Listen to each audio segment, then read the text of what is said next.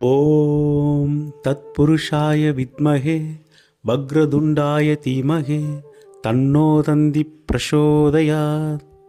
ரிஷப ராசி நேயர்களே, இந்த 2026ஆம் ஆண்டு உங்களுக்கு எப்படி இருக்கப் போகிறது என்று சுருக்கமாக பார்ப்போம்.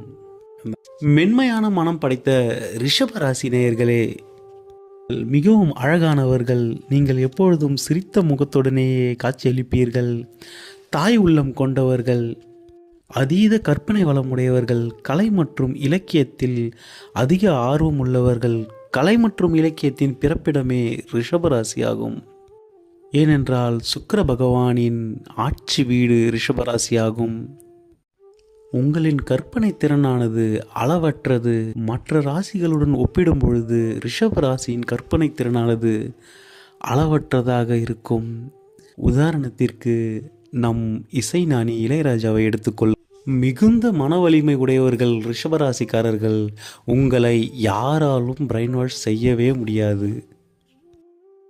2026ஆம் ஆண்டு கோச்சாரத்தின்படி உங்கள் ராசிக்கு 2ஆம் இடமான மிதுன ராசியில் குரு பகவான் சஞ்சரித்து கொண்டு வருகிறார்.